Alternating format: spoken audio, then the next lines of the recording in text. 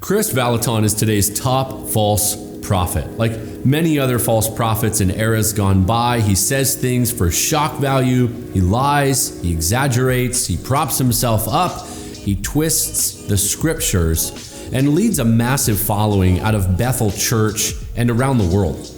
His examples of false prophecy are so innumerable, there are entire websites and Facebook pages filled with video evidence as faithful Christians try to warn others, just as the Bible instructs. Yet still, K-Val, as some of his choice students call him, has widespread influence and is immensely popular with people looking for power and looking for that which is always more than the gospel or beyond the gospel and doesn't come with a lot of sound doctrine in it.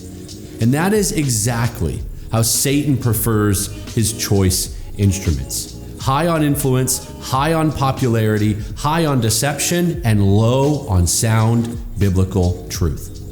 I've chosen a few examples in this video to help you see the dangers of Vallotton's deception, but I would also encourage you to be a Berean and to test what he teaches against the scriptures. These are not secondary matters. First, outlandish claims.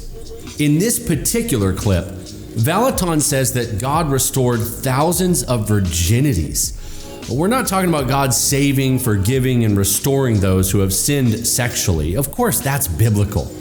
But he says that God miraculously restored virginities. Check out this clip, and you can discern for yourself whether it's true, biblical, or even within the realm of what Scripture teaches. And I want to tell you that I believe, and I've seen thousands, at this point, thousands. I wrote a book called Moral Revolutions. I've seen thousands of people's virginity restored. I have hundreds of emails about girls' hymens being restored. Hundreds. Yeah, it's not typically something you tell your pastor. By the way, I had a creative miracle. Really? Awesome. What happened? God restored my hymen. Number 2, the voice of God is a superstitious moving target. You'd think if Vallotton was a prophet, he could give you clear, objective proof and direction for how to hear the voice of God, but that's not the case. In this clip, Vallotton says that if you're not hearing from God all the time, it's because he's on a different channel. He's speaking in the stoplight or in the way that a bird flew over your head and other weird, superstitious signs that make hearing God a moving target. Watch this. If you've gone 24 hours and you haven't heard God, it's because he's on a channel you're not on. He's speaking to you in a way that you didn't catch. He talked to you in a riddle, you didn't get it. It might have been in the way that the stoplights moved, or the way the bird flew over you, or the way somebody said to you, or the way that somebody came up to you and had a certain thing around their neck, and it caught your eye, and you thought about it for a moment, then you went on, and the Lord was talking to you the whole time. Because you just don't know that God's multilingual, and he's speaking to you in many different languages. And once you master a language, the Lord will switch so he can tutor you in a new one and build a relationship with you. God's goal is relationship. Friend, let me clear the confusion on God's voice. He is not speaking through the stoplights and the timing of a bird landing on a bush or flying over your head or even the wind blowing through your hair. 2 Peter 1:19 says, "And so we have the prophetic word made more sure, to which you do well to pay attention as to a lamp shining in a dark place until the day dawns and the morning star arises in your hearts." Look to the word, not false subjective signs. Third, an unbiblical view of prophecy.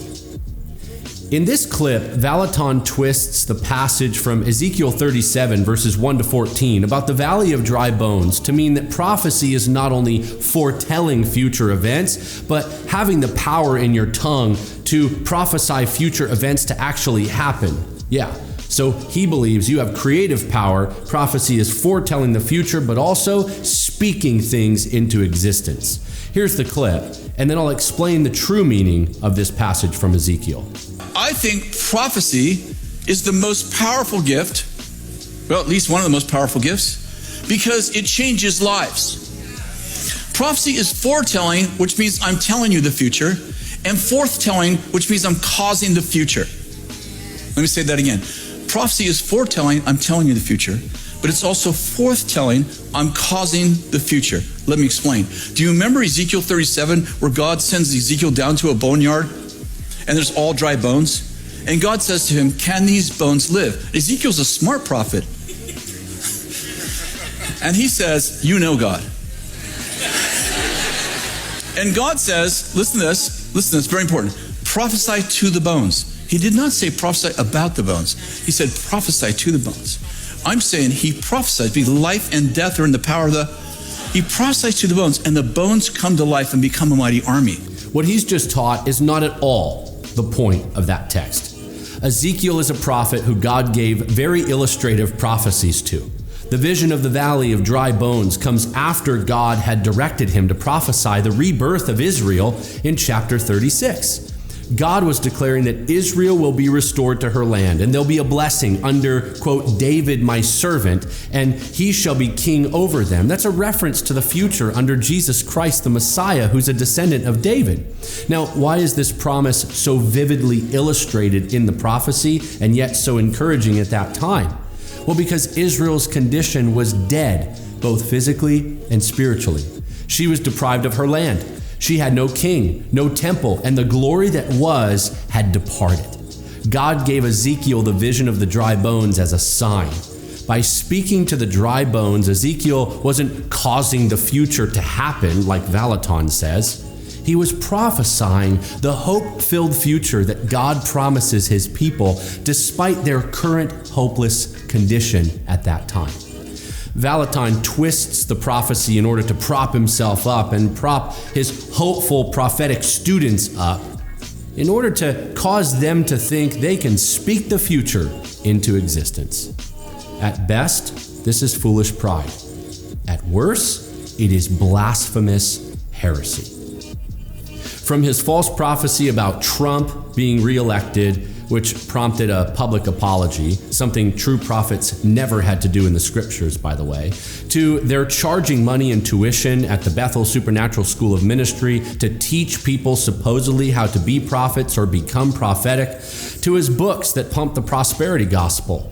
Vallotton is the quintessential example of what God told a real prophet named Jeremiah in the Bible to warn people about.